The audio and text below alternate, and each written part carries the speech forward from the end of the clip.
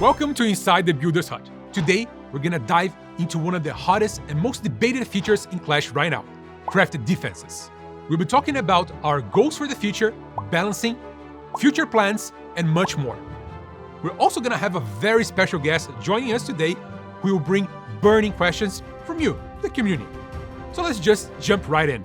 Okay, Seth, thank you for joining us today. Thanks for having me. It's always exciting to be inside the builder's hut. Right? Yeah, it's so cozy in here. It's a lot bigger than it looks from the outside. Right? So, crafted defenses. New feature came out about 10 days ago, the time of this recording. And how are they doing? Are they balanced? Are there any concerns? How things are going so far? Well, yeah, at the moment recording, it's been out less than 2 weeks, so we're still kind of in that first impression phase of it. But the first impression so far, from a balancing perspective, has been really exciting.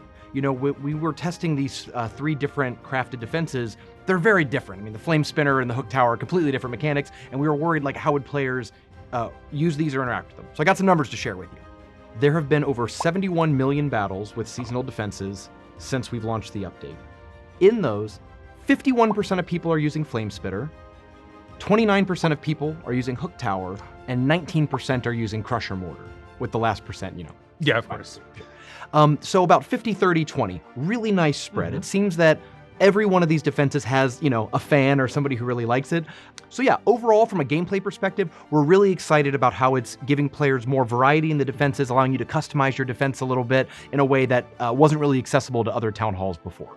We know that's great, but there's much more than there's the balancing, right? There's more. There's more. Okay. And this part is a bit more tricky. We're going to talk about player concerns. Okay. So the first thing is about them being temporary. How do you feel about temporary defenses? Why temporary? What was the goal here? Sure. The crafted defenses and really the supercharges any of the temporary content that we're doing, this is something that we are really working on in order to make the game great for new players and existing players. So let's step back. A few years ago, a new player who was trying to get to, say, Town Hall 15 when that was the max, it might take you 6 years from install to get there. That's way too long. If you enjoy Clash of Clans and you want your friend to play with you, that's too much of a gap for them to ever really catch up. So we started doing this thing where we were slashing the costs and timers of tons of the old content so that you could get through it. But then there's also this problem of, well, what about max Town Hall players? Do we have enough content for them to stay engaged and interested between Town Hall 15 and 16, 16, 17, 17, and 18, and so on? So the reason why we think temporary content like this is really good is it gives max Town Hall players something to do, tons of upgrades, things to really build and invest into. However, when we move to Town Hall 18, and now you've got players trying to catch up and get through Town Hall 17, they don't have this huge backlog of permanent content that they need to upgrade. We saw this maybe the most prominently in like Town Hall 12, where there's double levels, because that was our attempt then, years ago, of how do we give enough content to max Town Hall players? The problem is that now people going through Town Hall 12 have these double levels that doesn't feel good. So we're trying to strike that balance here with temporary content so that max Town Hall players have infinite stuff to do while waiting for the next Town Hall. However, once we move on past that Town Hall, players years from now won't see Town Hall 17 as this slog of, you know, infinite upgrades that they can't get through. Absolutely. And I think that's an important topic because it leads to my next question, actually. Because one of the concerns we've seen so far is, okay, temporary, but does that mean that that's the direction moving forward now? Like, are no longer seeing permanent upgrades for Max Town Hall? Is that where we're going with now? I mean, obviously not, right? Like, Town Hall 17 has tons of permanent upgrades. We have new levels for all the defenses in there, and we're gonna do that with every new Town Hall. Temporary content is not meant to take away from permanent content. It's meant to be sort of, you know, additive on top of it. And of course, players who are still progressing, you should prioritize the permanent content. Like, no one's gonna tell you that the temporary that you should supercharge a gold collector before upgrading your monolith, right? Like, not. Yeah, do your monolith, right? But you can understand the balance here, right? We want to make sure that once you're starting to run out of permanent content, there is something that you can keep investing into, keep having your builders active, because Clash is a progression game. It is fun to keep upgrading your base. We've noticed that when players do get maxed out, they get that little no more upgrades available on their builder hut. It's cool. for about 2 weeks. And then it kind of is like, why am I battling? What am I doing this for, as there's nothing more to progress on? So we want to make sure that we have a nice balance between a ton of progression for these maxed out players with 6 builders who are like looking for stuff to upgrade, but not making it so that a Town Hall 12 looks ahead and goes, I'm never gonna be able to get there. This allows us to release new town halls filled with temporary content and then aggressively cut the timers and costs of old town halls so that new players can get to those max town halls in maybe 2 years instead of 6 years.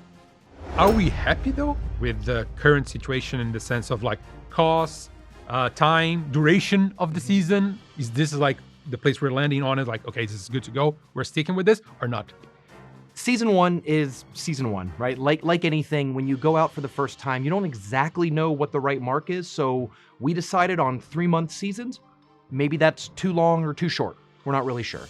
Maybe 3 different building types. Maybe it should be 2, maybe it should be 4. You know, maybe the upgrades should be fewer or more per level. We're still working on that. So any of the tension we've seen in the community around these specific costs and timers, that's good. Let us know. Like, the more you tell us, the more we find out what the right numbers are, but nothing in this first season is locked in. One of the reasons we decided to do a 3-month season is that gives us plenty of time to see how players are doing and react to it for season 2. When we make these 1-month, gold pass seasons, we're already working on the next season when this season launches, so it's hard to react quickly. But with a 3-month season, we can take these learnings from season 1 and implement them right away in season 2.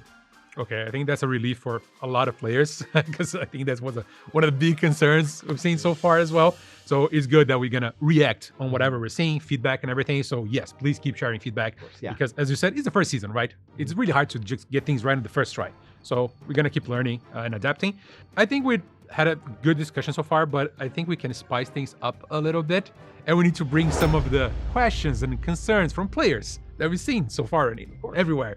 So, but to do that, I think we need to invite a special guest who's gonna take over and represent the community for us. Ooh, the community's here. Exactly, the community's here today. So for this episode, we're gonna have Judo's Loft joining us and representing the community. Thank you for being here today, Judo. Thank you so much for having me. I look forward to asking the community's concerns regarding the crafted defenses. Yeah, I know you're bringing some very interesting questions, so please fire them away. Yes, well, thank you so much for having me. I'm excited to hear what you guys have to say because, like you said, there has been a lot of concerns from the community.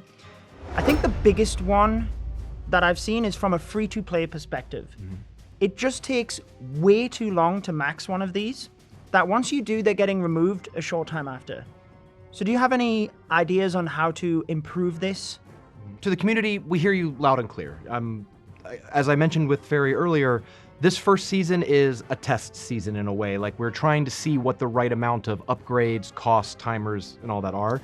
There are some things that we have planned for the next 1 or 2 updates that will address some of these concerns, but as we're recording just 10 days after the update came out, it's a bit too early for us to really confirm or promise anything specific for the next update. But it is on our mind. It's something that we're talking about every day, and definitely we want you to be able to max out a crafted defense and use it and feel good about it for the duration of the season. So we're going to try to figure out ways to make that better for all players.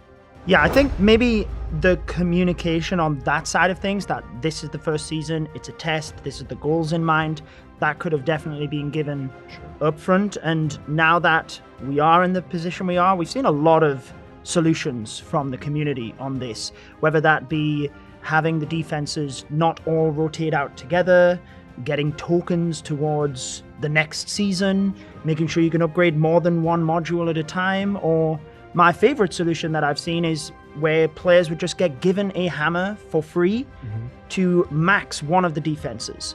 And what that would do is mean that free-to-play players aren't left behind. They almost get to look forward to this, that they get one of these defenses for free, and yet players that do invest money on the game, they do have the advantage of flexibility. It keeps maxed players having something to do, but you also get that balance between players that do spend money on the game and players that aren't able to spend money on the game. So what are your thoughts on any of those solutions, or like what do you have in mind those are all great ideas. And, Fairy does a great job collecting all the community feedback from all the different social media channels and funneling it to the team. We've had a lot of really intense discussions this week. It's, still right after release about which of this feedback we can do or not do. It's still a bit too early in the next update cycle to confirm anything, but we hear you. And definitely some of these ideas we really, really like. We just can't be specific right now in late June. You talked about it earlier in the episode, how one of your goals is to allow free-to-play players to actually catch up. However, a big concern that I've seen, and I did read one comment that was really well constructed, that said, yes, players quit the game when they are maxed. So this is good to give them something to do. But a big subset of players will quit the game when they believe they will never be maxed. So even though you are trying to allow people to go through the permanent content faster, people still want to max their base. And if they don't have the temporary content maxed, then they're not maxed in their eyes, right? And a lot of players seen this as a tipping point, as I'm never going to get to the point of getting that maxed. So again, what do you feel about getting that balance of, even if it's mathematically possible, it's really that expectation that players can be maxed that I feel was maybe just thrown off a bit with this edition. Yeah, we're still feeling it out. I will say that it's possible we go too far with temporary content. We are trying to find out what the right limit is for a max Town Hall player to stay and feel busy while keeping that sense that when we move to Town Hall 17, you're not going to have to do all the same stuff that a max Town Hall 17 player had done. So it's possible that crafted defenses kind of are the limit of temporary content, and that we'll have to pull back on cost, timers, whatever, to make it feel great for players. But we want to push the limits. We want to find out where that limit is instead of just stopping too early and having people constantly run out of content. Yeah, well, I think that's great to hear that at least you are listening to the community. I mean, we have seen time and time again when you've made an addition and the community's response has not been great, that you fixed it. So I think there is a bit of trust and grace that you will make the appropriate adjustments here to get everyone happy. And I think we can also appreciate that you do need the time in order to see that data. But again, thank you for addressing the concerns. And it's great to hear that you are receptive of the feedback and that the frustration that people voice isn't just gone into the void, right? You are really listening to it. You do want to improve the game. And I would obviously thank you on behalf of the community for actually listening and trying to improve things. And of course, we have a perspective of this maybe longer term data that we've seen in the past. So just for context, there was about a 2.5 year period where we didn't do any more max town halls. And during that time, a lot of people ran out of stuff to do. We lost a lot of players. We started moving to the annual town hall updates because that gives a lot of content for people to, at max town hall, to get through. And just as they're running out, the new town hall comes out. But we were finding that even with one town hall a year, we had to rush a lot of updates out. We had to go, maybe we should add more Tesla Tower upgrades because people aren't going to have enough stuff between update 1 and update 2. So temporary content allows us to actually lessen the amount of permanent content that we do in every update. We can lean more on supercharges, crafted defenses, and not have it so that every update is just pushing as many permanent upgrades on you as possible. So we're hoping that we find a really nice balance of this, where players who want to focus on their permanent content find that they can actually complete all the permanent content between updates, and then they have some period of time to invest in temporary content. Of course, the most engaged players will do that faster and can really go all in on the crafted defenses and supercharges. And for players who are a bit more casual, they're able to get the permanent upgrade, have that sense of I am maxed on permanent content, and then optionally, how much more do I want to supercharge my base? I think it is just always trying to get that balance for all players. Clash is a very global game. We have a huge amount of players that play the game in a different way, and that's a really good thing, but it's obviously trying to get that balance for everyone. And like I said, I have confidence. I'm sure you'll get there and achieve the team's goals, make this fun for everybody. And yeah, I just think maybe having the forefront communication in the future would be a good thing. And then also, that was definitely a continuing to listen to the feedback and make the adjustments that you are. So thank you for having me on again. It's great to at least be able to voice all of those concerns from the community and hopefully get the answers that they desired. All right, thank you for being here, Judah. Really appreciate your time and for representing the community here today.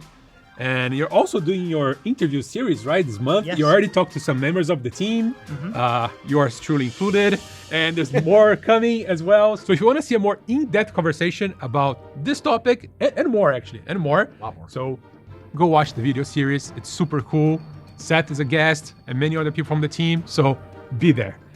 Thank you, Seth, as well. Thank you for being here. Of course, always happy to be here. And again, the community is what makes Clash one of the best games in the world. We want to be the biggest strategy game in the world. The only way to do that is a happy and healthy community. So keep giving us the feedback, and we're going to build this game together. Yeah, well, thank you so much for having me, and thank you for addressing the community concerns again. All right. Thank you, everyone. And we'll see you in the next episode of Inside the Builder's Hut.